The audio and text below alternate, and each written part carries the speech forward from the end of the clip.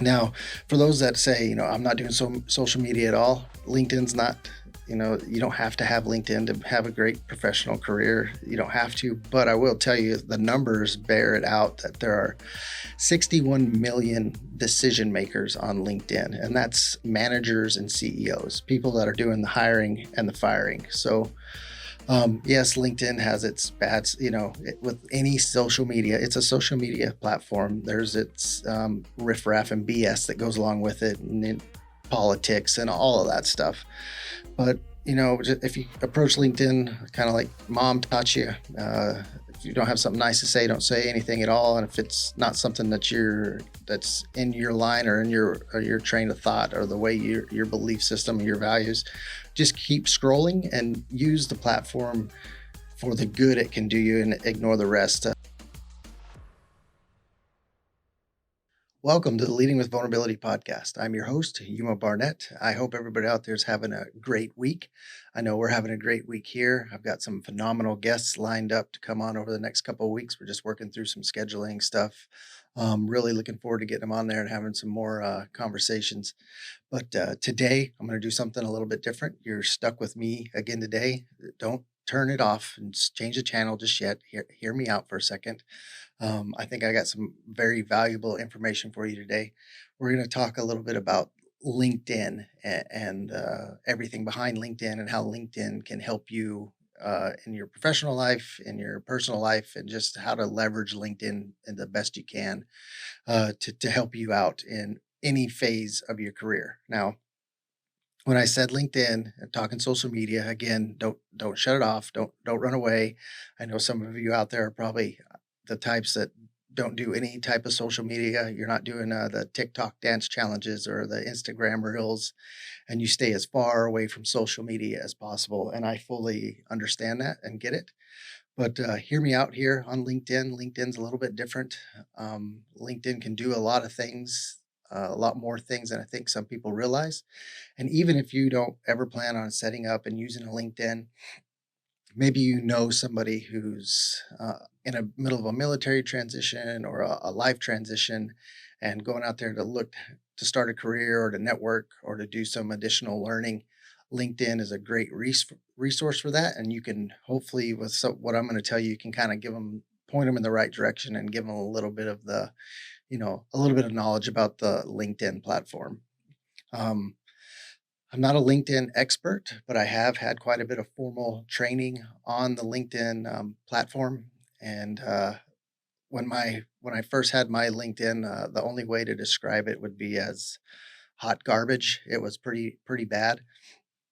Unfortunately, I had some people take me under their wing and show me how to set up a LinkedIn profile and do it. And it's kind of like a resume. It's a living, breathing document. You got to change it all the time. You got to get on there and update your profile and update your information on there. But it's got a lot of uses, and I'm going to highlight a little bit of that today. If I say something wrong or some data that's out of date or something, take it easy on me. Just drop it in the comments. Or if I miss something that you think is valuable, drop it down in the comments and leave it for somebody else. Because this is truly, it's a powerful platform that if you use it appropriately, can really help you in a lot of phases. And we'll cover some of that stuff. So when we're talking about LinkedIn or when I was still in the service transitioning out, I mentored a lot of younger Rangers or Rangers in general that were in the middle of a transition.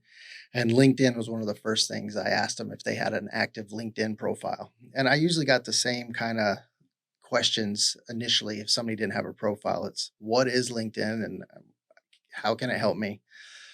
Isn't LinkedIn just another social media site that's a bunch of riffraff and garbage, and I don't have any use for it? And do I really need it to be successful in finding a job or a future career? And the answer to all those questions is the answer nobody wants, which is yes and no. But we'll get into that a little bit of why that is. But I think before we really deep dive into LinkedIn itself, let's get a little bit of background on the platform because I've noticed, and some of you I'm sure have noticed, is LinkedIn has grown a lot in the past 4 years and become a much more well-known platform. And there's a couple reasons behind that, at least in my view. So the first one is that in 2016, Microsoft bought LinkedIn for a mere $26 billion in pocket change. So when Microsoft bought it, their aim was to grow the professional networking site and integrate some of Microsoft's software in the site. But they wanted LinkedIn to maintain its independence and kind of how it was. LinkedIn still has the same CEO that they had in 2016, I think all the way back to 2009. But when you have a company like Microsoft with its intellectual and monetary support behind your platform, it's naturally going to get a little bit bigger and get a little bit more well known. If you've been on Microsoft software recently, like Microsoft Word, for example, if you go to the resume helper, it'll bring up LinkedIn, and you're seeing more advertisement for LinkedIn on TV commercials and stuff like that. So Microsoft, when Microsoft took it, it grew a little bit, and then the second thing was the COVID pandemic. So in October of 2020, LinkedIn grew by almost 100 million users. There's obviously a lot of reasons for that. A lot of people lost jobs and were searching for work. A lot of employers were searching for people to work that could do their job remotely or do some of these jobs remotely, or finding technical people that could help stand up their business or in a remote capacity. So it grew a lot during the COVID phase, and has kind of stayed and stayed growing, because I think we all know that this hybrid remote work stuff probably isn't going anywhere, and LinkedIn's a great way to connect and network and communicate across all industry domains. So it's grown, and it's being used more and more now than it has in the past. Um, Now that you kind of have a base on what LinkedIn is and kind of why it's growing the way it is, how can LinkedIn help you? Right? What is LinkedIn? And when I talk to people, or when I'm mentoring transitioning service members, or I'm explaining LinkedIn to anybody, I tell them that LinkedIn is their digital first impression. So what I mean by that is, uh, with this new hybrid environment, there's a lot of times you might not even go to a job interview. It might be a remote, a Zoom interview, and they're going to pull up your LinkedIn, and that'll be their digital first impression of you, because they're not going to get to, there's not going to be any water cooler talk or anything like that. They're just going to get to know you the best they can in that short interview time, from what's on your resume and what's in your LinkedIn profile. And I know myself personally, I have other social media platforms. One of the old timers now with Facebook, and the newer generation is on TikTok and using Instagram in its multiple capacities more now. I don't want some of those social media posts from when I was 19, 20 years old to be my digital first impression. That's not saying if you have a LinkedIn account that they're not going to go and check your other social media sites, because that'd be part of their due diligence. But I'm saying is your LinkedIn is a completely professional front for you, and can offer a first impression that you want to put forward to a future employer. So that's one good reason to have your LinkedIn, because it just gives you that first impression. Somebody can get on there and read about you, and I'll discuss a way to do that where you can kind of tell a story with your LinkedIn profile, so you leave a good, clean first impression before you have that interview.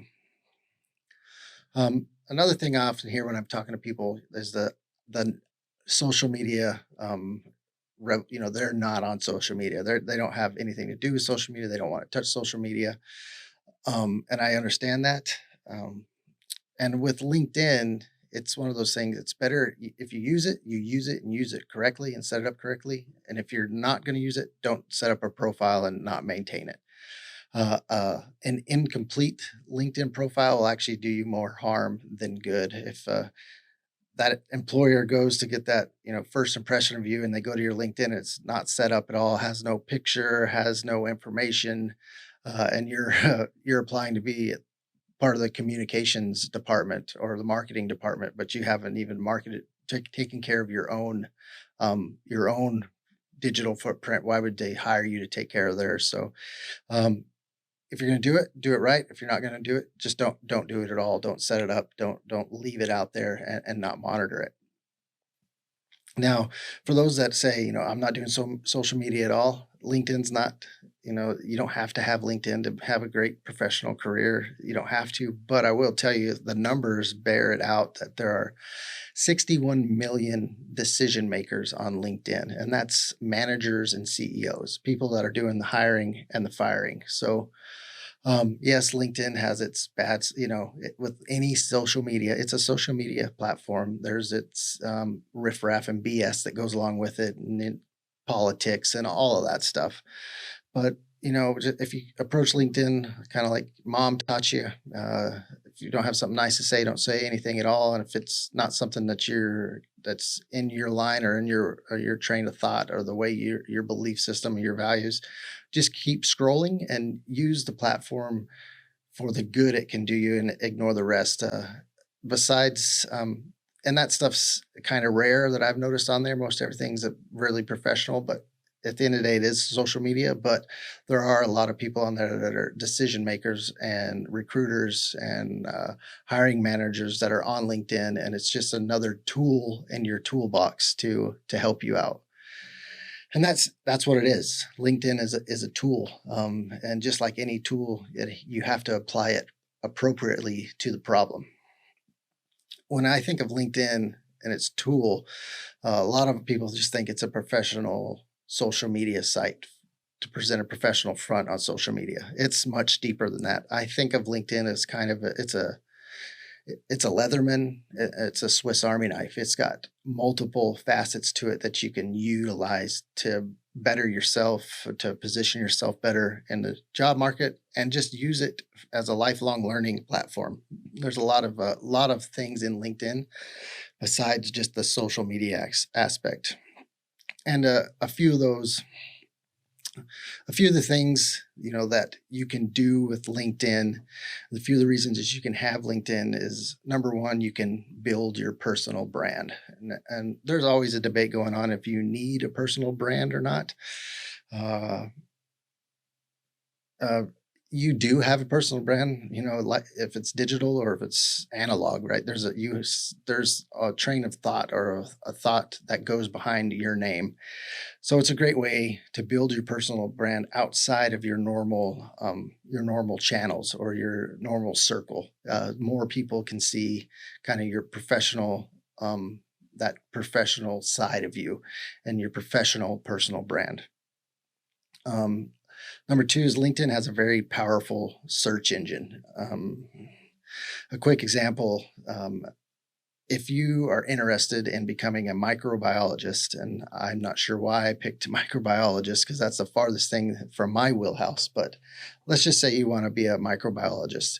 You can go to that LinkedIn search engine, put in microbiologist, and a whole list of stuff is gonna present itself. It's gonna show you jobs that are available, groups you can join, posts that are relevant, LinkedIn learning stuff that you can take to learn more about it. And that search engine is very powerful to do a lot of stuff. So that's number two, and we're going to discuss that a little bit further as we go.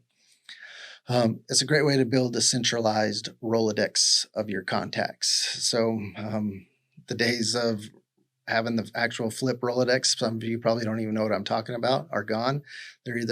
Most of it's digital on your phone, or there still are some people that write down in a notebook, but you can have your professional contacts all centralized in one place on LinkedIn, and it's easy to search, easy to query, easy to find those people when you need to reach out to them for mentorship or ask a question.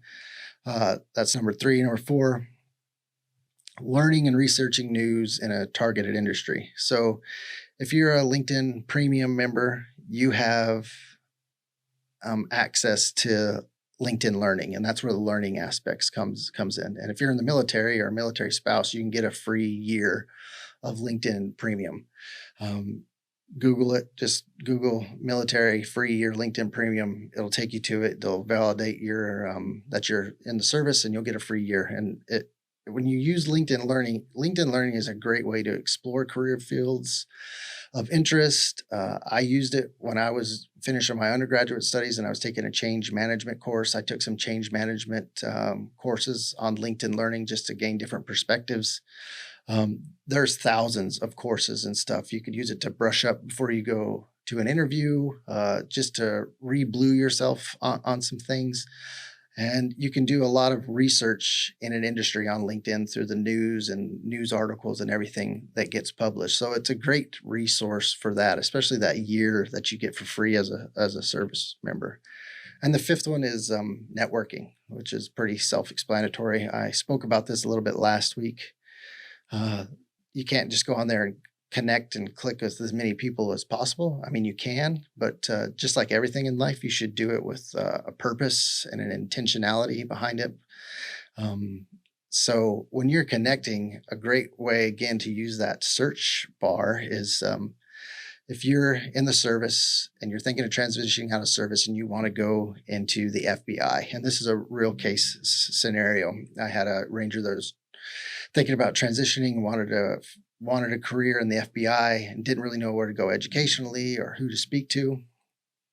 I just went to the search engine with him sitting there. I typed in veteran FBI, searched it, and a whole list of people that are currently in the FBI and were veterans popped up for him to look at. So you can go look at these people's profile and see what kind of education they're getting, what they do, and get a better idea of the people that the FBI is hiring. And if you use the word and they're veterans, so if you reach out and connect with them and tell them that, hi, my name's Yuma. I'm transitioning from service in the next 6 months. I would really like to pursue a career in the FBI. I know that you followed a similar path. Could I trouble you for 10 minutes of your time for a Zoom or a phone call? And when you approach it like that, that person's already walked in your shoes, been where you've been, and they're more apt to reply to that phone call or that Zoom message. So again, it's networking within networking within networking. If you use LinkedIn appropriately, you can use it in a lot of phases of your life. So I'm going to reference some more numbers because some people just like the stats of why they should use something. What's the purpose, right?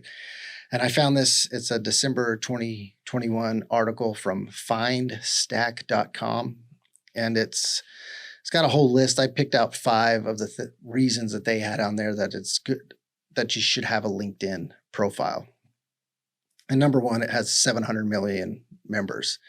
And that just goes back to that networking and the resources and the people you can reach out to ask questions and network with and connect with. And it just keeps growing. Number 2, it's LinkedIn is the most used platform among Fortune 500 companies. So if you want to apply to Microsoft and follow, you want to get into Microsoft sales, you should probably have a LinkedIn account since Microsoft owns LinkedIn. And that's the same with all the other Fortune 500 companies. Stated it earlier, 61 million decision makers are on LinkedIn. 92% of business to business marketers surveyed use LinkedIn in their marketing. And the last thing, which will kind of transition us into the next topic, is LinkedIn profiles with a photo get 21 times more visitors and 36 times more messages. So that just speaks back to what I said. If you're going to set up a LinkedIn profile, do it right. And if you're not going to do it, I wouldn't even do it at all if you're not going to do it and maintain it. So moving into that, the next thing you usually ask, if you explain everything, how do I do it? How do I set up my LinkedIn? Because it can be intimidating. It's vulnerable, right? You're putting yourself out there in a professional manner and engaging with people of all walks of life, from PhDs and doctors and CEOs and executives. They might read your LinkedIn post and you don't want to sound like an idiot. And it takes, some courage and vulnerability to put yourself out there like that. So, when you're setting up your profile, reach out to people, look at other people's profiles, and I'll go through it and explain a little bit here. And I'm actually going to switch over and show you my LinkedIn profile and go from top to the bottom of how I set mine up, the way I was trained and showed to set my LinkedIn up. So for those of you that are listening on the podcast, I'll do my best to explain it, what I'm doing. And if you don't understand what I'm doing, what's going on, you can always go back and check out the YouTube channel. So we'll switch over here to my LinkedIn profile, and we'll just kind of work our way from the top to the bottom and just cover a few of the ways to set up your LinkedIn. So, like many social media or all social media, it starts with a picture, right? And with your picture, just like I've said a thousand times on this podcast, be intentional. Take the time, take a good picture. Even if it's with a cell phone, you don't have to go hire somebody to take professional headshots, though you can, as long as you're intentional about it, you can still take a good picture with your cell phone and use it on your LinkedIn. If you're in the military, I recommend you stay away from taking it in uniform, unless maybe you're going to stay you're going to stay in for 20 years and that's the front you want to show. I've been told, and some of the people that I mentored with, they know I'm in the military. And when I put on a suit and a tie, it just shows that I am a little more broad and a little more deep than just the military uniform. So just food for thought. Take a good picture. I've even had, if you see my picture there, I've had people say I need to zoom in closer up to my face. I'm too far back. And I've literally had messages to me said, your profile picture is very engaging.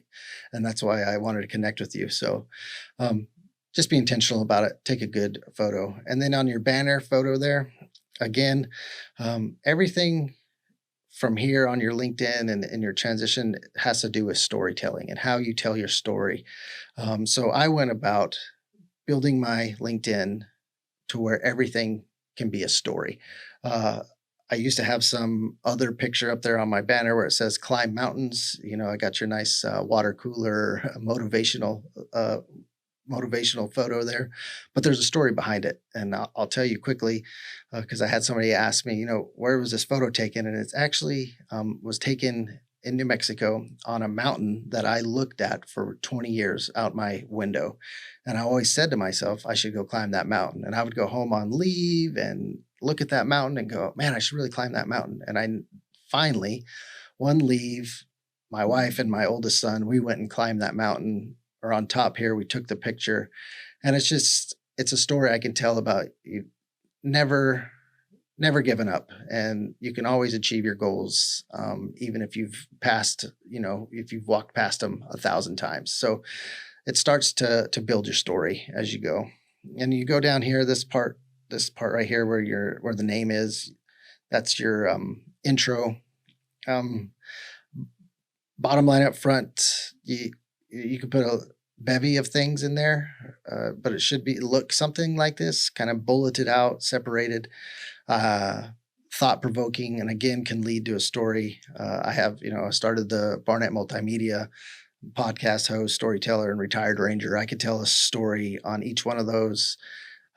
Just put on there what you need and just do research on LinkedIn and see what other people are putting in and see what you might want to add there. But just something that maybe catches the eye of somebody to keep scrolling or learn more about you. Have your education there and where you work. Very self-explanatory. And for me, I have this services provided section. So if you have that, if you're providing a service, put it in there. The more they can learn about you in this snapshot when they look on there, the more likely they are to continue to scroll down. And you'll get stuff like this where it says the self-ID on LinkedIn, where they put up stuff that's private to you that only you can see, that they're suggesting for you to do. And if you go down to the analytics, analytics just shows how many people are looking at your profile. People are looking at your posts, who's searching for you. And an interesting thing is my wife used to do recruiting, and recruiters can just like LinkedIn Premium, they have their own LinkedIn that they can have access to, where they can look at your profile and you won't know that they looked at it. So most of the time, if just some random person looks at your profile, if you're a LinkedIn Premium member, you can go in there and see them by name who's looking at your profile. So that's one of the benefits of having Premium. If you don't have the Premium, which you see, I have to renew mine. Um, it might not tell you who it was that looked at you. It might just say somebody from the University of Charleston looked at your profile.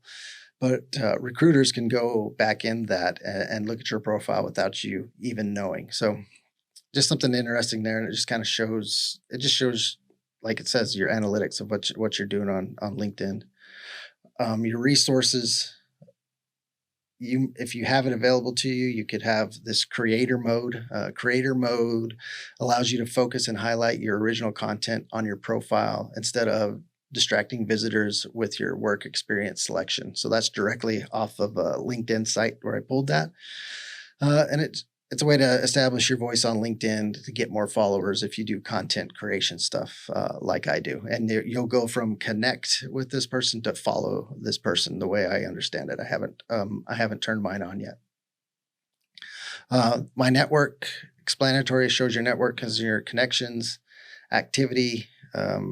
See what you've shared. It's another way to just track what you're putting out there. My items, just like any web browser, it's where everything that you saved goes, your jobs, your articles, your courses. And then salary insights will just explore salaries for peers that have your same skill sets.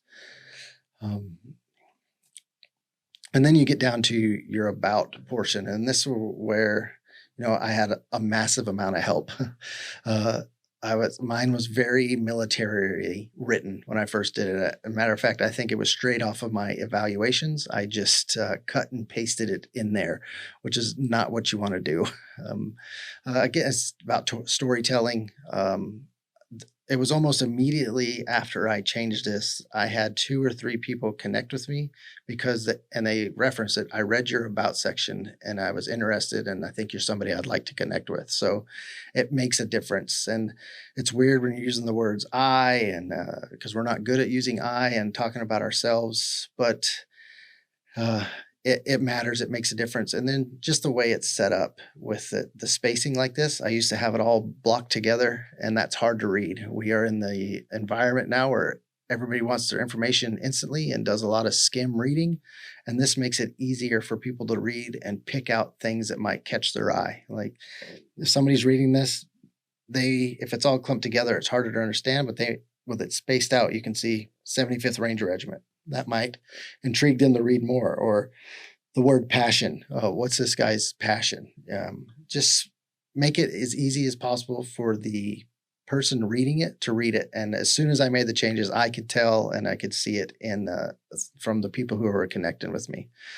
And then there's another application out there. If you're not using it, I recommend it, and that's Grammarly, because a lot of us A-type, ADD type people, we're thinking faster than we can type, and it doesn't come out right. And Grammarly can help you clean that stuff up and, again, present that professional face. And then just have somebody else read it, have your spouse read it, or a friend read it before you post it out there for your, in the professional space.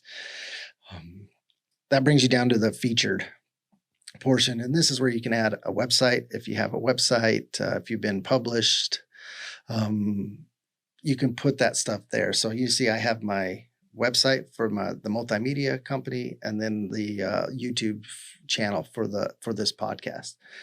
It just gives more insight to me and what I'm doing. If you get down to your activity, again, this is just showing the posts that you've done, how many followers that you've had, and where this can be really useful is when you're connecting with other people. I found when I was connecting sometimes with people for mentorship or just to connect with them because I had a question for them and they're in an education or a career field that I wanted to know more about, and they wouldn't connect back with me. but then I would go to their activity and see that they hadn't posted anything in 6 months or a year. So if you are doing that research and you're looking for people to connect with and ask questions to, you can go down to their activity and see how active they are on LinkedIn. And you can say, oh, this person posts once or twice a week. So there's a good chance that he will at least see my connection request. So that's when that's where that's useful, other than just your own knowledge of what you're posting and referencing your own stuff. You can go down there and kind of see how active the person is that you want to connect with. And that brings you down to the experience portion, which is, just like it says, the things you've done in the past. The way as I explained it, when you're writing these out, you want to write it out in the same manner as you're about, space it out, make it easy to read, kind of bottom line up front. And it should say who you help, what you've done, and your value proposition. So when they're looking at it's kind of it's a bigger resume depending on how long you've been in your career field, but they can get in there and really look about, what you do, who you help, and if you will bring value to their company. So super good snapshot into you and the things that you've done. So if you're a military type, again, don't just cut and paste your NCVR bullet into your experience, because nobody knows what that means. Make the language universal so everybody can understand it.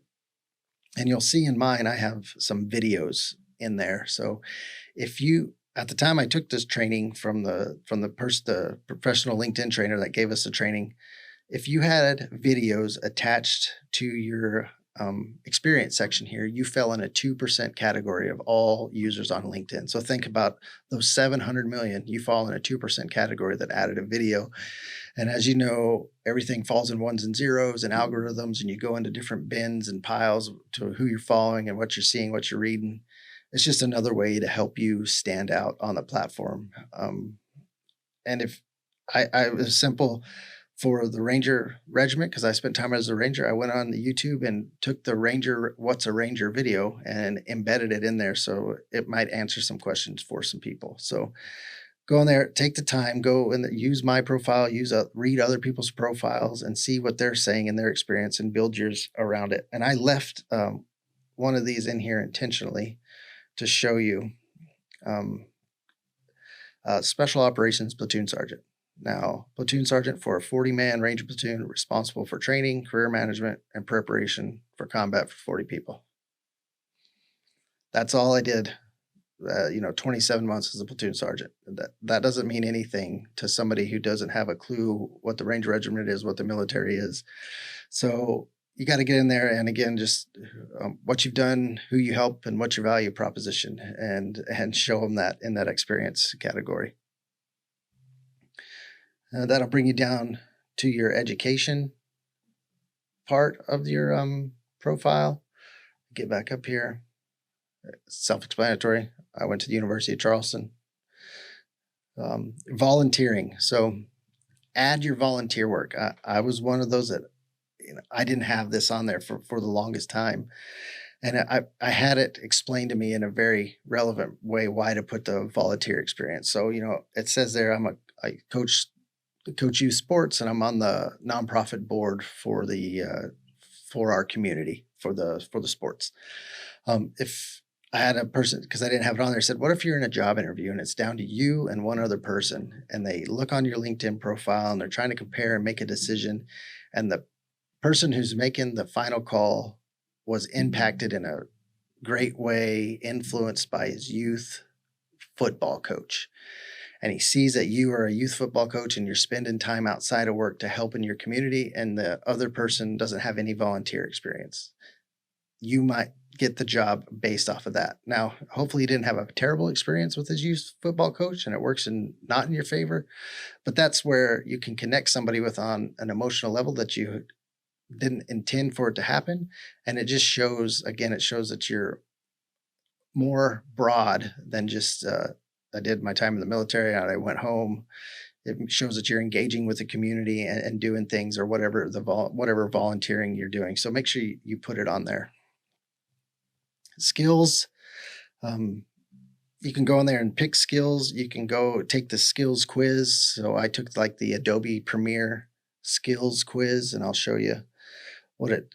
So I took it with on the LinkedIn. I took the and I passed the Adobe Premiere Pro skill. All right, so they put it on my LinkedIn profile here, and then I just went in and picked other things: public speaking, leader development, and people can go in and vouch for you in that skill. So for military operations, I've had 14 people go in and vouch that I'm good at military operations. So just another way to show things that you might be doing outside of just being a ranger platoon sergeant of 40 men. Uh, um, not going to might not sway you getting a job or this or that, but it definitely might, because it's just showing that you're doing more, maybe more than the next person. Recommendations, again, that's where people can go in and make recommendations for you. So, and don't worry, people can't just go in and make a recommendation and put it on your profile. You'll get sent a notification that somebody wants to give you a recommendation. You can read it and approve it and then add it to your profile. So it's a good way for people. Again, it's all about that digital first impression. They're seeing people are writing good things about you and recommending you and showed them that they worked with you. It's just, again, shows more depth in what you're doing. And then it comes down to your interests. So I'm only following the one influencer here, Simon Sinek, but I'll go over to companies just to give you an example. So I'm following 98 different companies. And what does that do for you? Okay, so before my training, I was following U.S. Army, Lockheed Martin, and like Northrop Grumman, all your defense and defense contractors. As soon as I started following other things like Verizon, Microsoft, Deloitte, Harvard Business Review, I started seeing more stuff in my feed, and I was more people were seeing when I would comment on a Harvard Business Review article, for example, because they also followed Harvard Business Review. So it's just diversifying the information that will be put in front of you, those ones and zeros again, and shows again a broad depth of things that you are interested in. And that's your LinkedIn profile in a nutshell. That's like a quick down and dirty, 20 minutes setting up your LinkedIn profile. And I think the best thing I can say that you do is you just go and you look at other people's LinkedIn profiles that people that you don't know, and see how they set theirs up and see how they're engaging and doing things. And it will help you set up yours. But it's a very powerful platform that you can use. I'll close this out. I'll mention a few more things. Social media, I've mentioned it runs off algorithms. So LinkedIn's no different. For example, LinkedIn was on a survey kick there for a while. So if you're on LinkedIn, you probably saw people posting surveys all the time. That's because LinkedIn was ranking surveys higher and showing them to more people.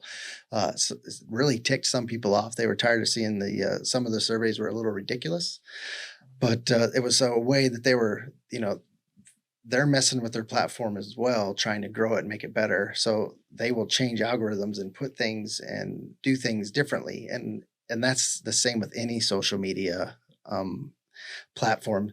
And it's as easy as a Google search. Go and look LinkedIn algorithm changes, or what's ranking in the LinkedIn right now. And there's a lot of podcasts out there that there's professionals and people that work for LinkedIn that'll tell you what LinkedIn's looking at and what they're using. So if you're trying to grow, you can really use the ones and zeros to your advantage.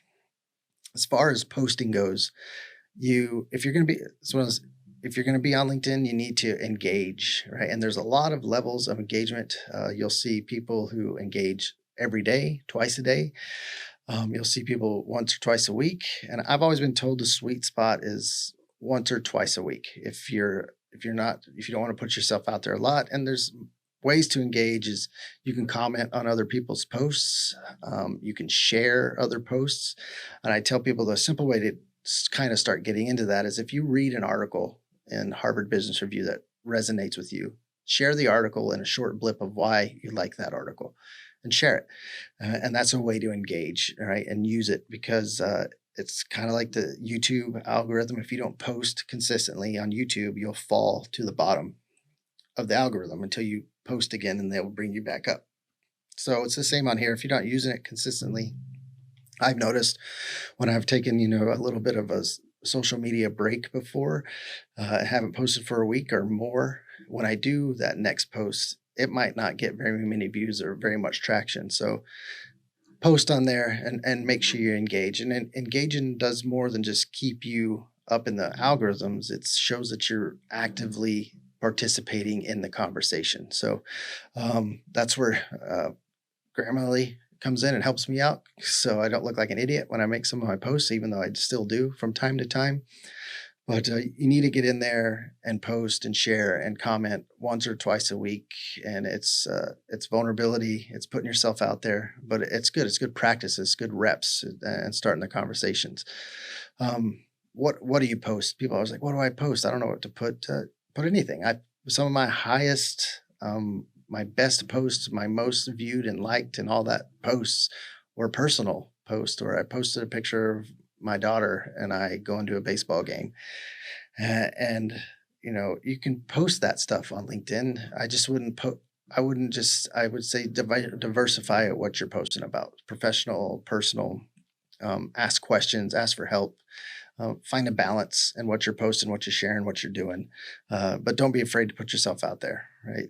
It's a great platform, and you never know who you're going to connect with. I've connected with some phenomenal people, much smarter than me, just because I posted a couple times a week or shared an article. When you connect with people, send a message with it. Right? If I'm connecting with Josh, I'm probably not going to send a message to Josh because he's, a good friend of mine. But if I'm connecting with somebody in a company that I want to work at someday and want to get mentorship from them, write a personal little note in there. Don't ask for a job. I find it best when you don't ask for anything. You just say, I see we have mutual interests and values or whatever it is. Think of something and connect with them. And it just shows that you're being intentional about it and you're putting a little bit of thought into your connections, because you wouldn't believe how many connection requests some people get. And if you just put a little bit of work in it and put a little thought behind it, you're more likely to get a connection with that person. So, and I always refrain from asking for stuff when I'm connecting with people. I get it. This is a lot of information, and I'm just covering kind of the surface of what LinkedIn can do for you. It's a phenomenal platform when you use it the right way. And it might not, like I said, it's just another tool. It's another tool to put in your toolbox to help you build yourself personally and professionally. And just like a resume, you need to just make sure you go in there and update it and make sure all your information's correct. I will share, if you go back up to the top here where it says contact info, when I wasn't maintaining my LinkedIn, I had an old email address in there, and people were sending me emails, and then they would message me on LinkedIn and say, did you not get my email? And so I went into my contact and I had an email address I wasn't using anymore. So make sure you go in and scrub your own profile every once in a while to make sure everything's up to date and still is relevant to what you're doing at the time. So always improve your foxhole and just use it to help you out. It's a great tool. And if you have any more questions, don't feel free to ask me a question. The internet's a great place to do research and see how to use LinkedIn. LinkedIn's a great place to see how to use LinkedIn. So don't be afraid to ask for help. And I really think if more people use it, they would find greater success in what they're doing. So hope everybody's enjoying the podcast. I'm loving it here in the new studio. It's a crazy ride getting out of the military. Thanks for all the support. Thanks for being there. And we'll have some guests back on soon. hopefully start recording with a guest this week or this weekend and have that ready for you next week. And we're just going to keep building this thing. And if you got any questions about LinkedIn or anything, hit me up because I've had a lot of failures in my life, and that's where I learned the most. And I'll share those with you. So hopefully you don't have them. So have a great remainder of your week, and we'll check in with you next week. See ya.